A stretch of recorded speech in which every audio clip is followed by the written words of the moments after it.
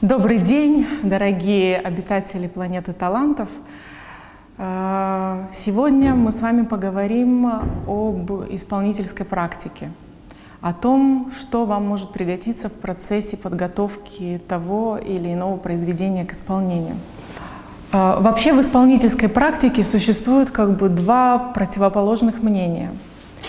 Первые считают, что техническая сторона вопроса наиболее важна, то есть техническая подготовка, умение владеть голосом, умение владеть дыханием, постановка голоса, подача звука, посыл — все это самое важное в пении. Другая очень большая часть исполнителей считает, что главное — певческая харизма, главное — грамотная интерпретация, вдохновенная подача и так далее.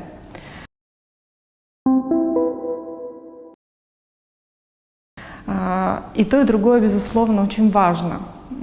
Лично я склоняюсь к тому, что прежде чем приступать к какой-то творческой трактовке, певец все-таки должен быть технически подкован и подготовлен. Согласитесь, если человек хочет создать какой-то уникальный образ, у него есть что сказать, он хочет это выразить, но он не имеет инструментов. Голос зажат, дыхания не хватает, верхние ноты срываются, певец дает петуха. Естественно, о каком образе может идти речь. В этом смысле очень интересно сказал Покровский. Он сказал, будучи 90-летним опытным режиссером и гением в режиссуре, он сказал: я столько поставил спектаклей, я делал такие невообразимые трактовки, и я столько создал шедевров. Но что я понял к 90 годам? Если Герман в сцене грозы не берет верхнюю си, то спектакля нет. Да, я тоже не могу не согласиться с этим, но тем не менее, есть и другая сторона вопроса. Можно быть бесконечно технически подкованным и иметь безупречную технику исполнения. Но когда вы будете петь, ваше исполнение будет сухим, механическим, если вы не наполните это изнутри глубоким содержанием. Так, например, Тургенев говорил о знаменитом художнике Карле Брюллове. Как известно, Брюллов был выдающимся живописцем и гениальным рисовальщиком. Так вот, Тургенев, говоря о нем,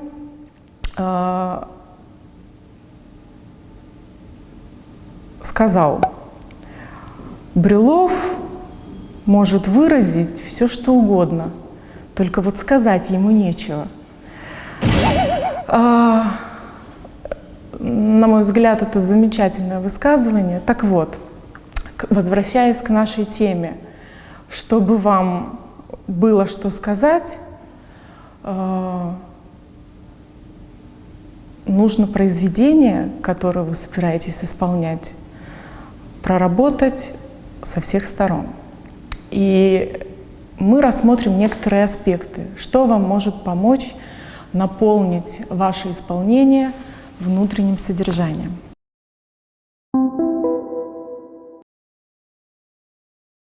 Первое, на чем я хотела бы остановиться, это самое первое приближение к произведению. Иногда истина находится на поверхности, иногда не нужно копать очень глубоко, чтобы приблизиться к пониманию произведения. Что я имею в виду? Обязательно начните с самого простого вопроса для себя. О чем я пою? В чем смысл этого произведения? Сейчас я приведу очень простой пример, и вы поймете, что я имею в виду. К примеру, возьмем хрестоматийное произведение. Это ариоза Римского-Корсакова «Пророк». на всем известное гениальное стихотворение Александра Сергеевича Пушкина «Пророк». Я не сомневаюсь, все его знают наизусть со школьной скамьи. Это то самое стихотворение «Духовной жаждой утомим, в пустыне мрачной облачился, и шестикрылый серафим на перепутье мне явился», и так далее. Я не буду цитировать до конца, все его прекрасно знают. Мое общение с певцами, и с начинающими певцами, и с выдающимися певцами в этом плане было очень интересно, потому что многие исполняют это произведение, и когда я с певцами разговариваю, первый вопрос, который я им задаю, вы будете смеяться. Я спрашиваю: скажите, пожалуйста, кто здесь пророк? В 99% случаев я встречаю такое секундное размышление, и я очень часто получаю такой ответ: ну, Серафим? Да. Теперь давайте разбираться. Почему я задаю этот вопрос? Достаточно прочитать стихотворение от начала до конца, чтобы понять, что пророк здесь отнюдь не Серафим, да? В этом стихотворении говорится о жесточайшем, труднейшем превращении внутреннего «я» в какое-то другое качество. Вот человек, томимый духовной жаждой, оказывается на жизненном перепутье. Сейчас поймите меня правильно, я не пытаюсь в какие-то глубокие сферы анализа уйти, я просто следую логической цепочке повествования, и вы поймете, почему это важно для вокалиста, для человека, который будет петь это произведение. И вот далее, следуя по тексту, человеку является на перепутье ангел, которого посылает ему Господь, Серафим.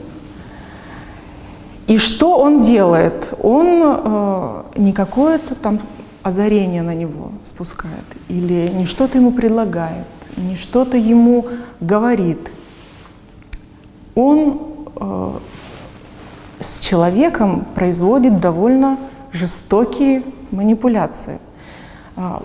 Понятно, что все это аллегорично и метафорично, но тем не менее. Сначала он касается его глаз. Моих зениц коснулся он. Отверзлись вещи из зеницы, как у испуганной орлицы, то есть другое качество зрения. Моих ушей коснулся он. Их наполнил шум и звон, внял я небо содрогание и так далее, и так далее. Совершенно открылось другой слух, другое качество слуха. Он получил другие глаза, другие уши, дальше страшнее. Он к кустам приник, вырвал язык, дал ему жало мудрой змеи, вырвал грешному язык, дальше больше, да, рассек грудь мечом, вырвал сердце и вместо сердца вставил пылающий уголь. Что произошло с человеком после всего этого, как вы думаете? Да, нетрудно догадаться. Как труп в пустыне я лежал, да, можно как опустить, потому что, да, вырвали глаза, вырвали язык, вырвали сердце, заменили чем-то другим. И Бога глаз ко мне восстал, выражаясь современным языком, да. А вот теперь ты пророк, вот восстань из мертвых, вишть, внемли, исполнись моей волею и иди, жги сердца людей. Теперь отвечаем на вопрос, который я поставила в самом начале. Кто здесь пророк? Я. Я духовной жаждой утомим. Я хотел этого знания, я его получил. Но как? Какой ценой, да? Никакое превращение внутреннего мира не дается просто через боль. Вырвать сердце, вырвать язык, вырвать глаза, только тогда ты выходишь на другой уровень понимания, да, ты становишься пророк.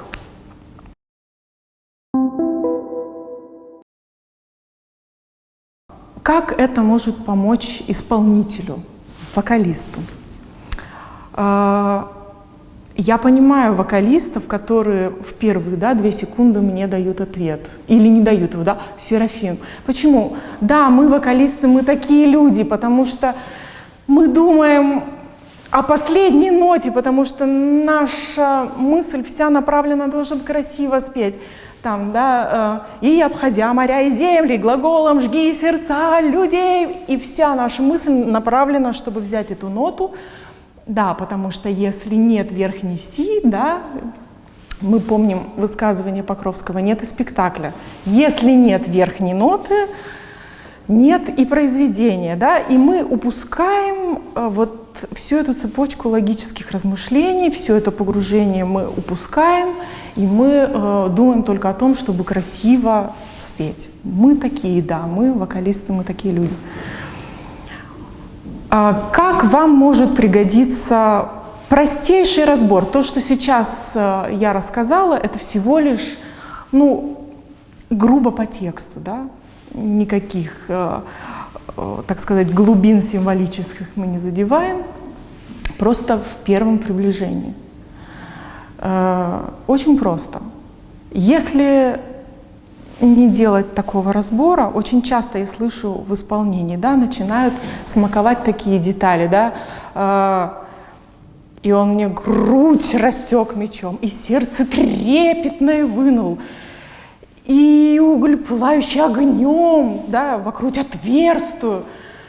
То есть вот эти прилагательные смакуются, да, тем более там благодатная почва, там все эти «р», все это красиво пробивается. Но если принять во внимание вот ту форму, о которой я говорила, ту последовательность действий, я думаю, логичнее будет спеть.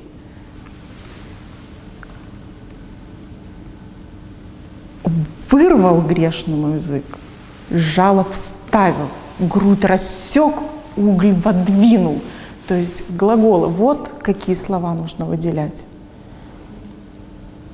То есть моих зениц коснулся он, отверзлись вещи зениц. Моих ушей коснулся он, их наполнил шумозвон. То есть совершается какое-то действие, понимаете? И следуя за действием, вы выстроите логическую цепочку повествования, форма сама сложится в нечто логически завершенное. И поверьте, когда вы следуете за мыслью, а не за отдельными, так сказать, элементами, там, смакуя какое-то красивое слово, там, особенно есть иногда потребность все время акцентировать первую долю, тоже это неправильно. Если вы двигаетесь за логикой действия, вы не заметите, как вокально вы облегчите себе задачу. Вы не будете на вокальных трудностях задерживаться, потому что ваш мозг сконцентрирован совершенно на другом, на логике действия. Попробуйте, пойдите за этой логикой, и вы увидите, насколько легче вам будет петь, насколько проще вы возьмете эту ноту, потому что вы не будете думать о том, как ее взять, а вы будете думать, для чего она там.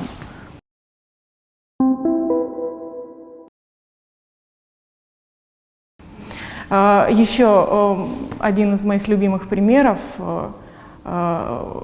у баритонов, замечательно, да, в «Царской невесте» знаменитый секстет, там, где Грязной поет. Это о том, что я говорила о бесконечном стремлении любого вокалиста всегда петь в первую долю, потому что умный композитор в сильную долю наверняка вложил самую умную мысль. Раз вот хотел ее подчеркнуть, значит и мы вслед за ним обязательно подчеркиваем то, что приходится на первую долю. Это не всегда правильно. И вот в секстете, где все славят Ивана Лыкова и Марф. Грязной, желая им счастья, поет: «Дай Бог, чтоб дом у вас всегда был чашей полной». И вот это вот слово «полной» приходится на сильную долю. И все грязные благополучно поют: «Дай Бог, чтоб дом у вас всегда был чашей полной». В русском языке, имейте в виду, все, кто будет исполнять эту партию, в русском языке есть выражение «дом полная чаша». Это устойчивое выражение. Не бывает чаша наполовину полная, дом почти полная чаша, или дом не полная чаша, ну и так далее. Да? Дом полная чаша – устойчивое выражение. Соответственно, дай Бог, чтобы дом у вас всегда был чашей полной, петь неправильно. Правильно петь: дай Бог, чтобы дом у вас всегда был чашей полной. То есть два равновесных слова. Это очень простой пример. Чтобы понять такие вещи, они очень простые. Не надо, как говорится, быть 7 пядей во лбу. Надо быть просто чуть-чуть более внимательным к тому, что ты поешь. Надо думать о словах, которые ты произносишь. Ну, естественно, для любого анализа, даже самого примитивного, нужен определенный бэкграунд, то есть определенный жизненный опыт, начитанность, общение в культурной сфере, в культурной среде, потому что необходимо быть в контексте. Соответственно, если ты не понимаешь, о чем ты поешь, исполнение всегда будет ущербным. Поэтому я призываю всех: читайте, интересуйтесь, старайтесь узнать больше подробностей исторических того произведения, того времени, в которое было написано это произведение. Какие-то элементарные попытки проанализировать хотя бы вот верхний план, самый простой. Это даст вам очень много. Повторяю, истина не всегда лежит глубоко, многое лежит на самой поверхности. Только возьмите, только умейте это прочитать.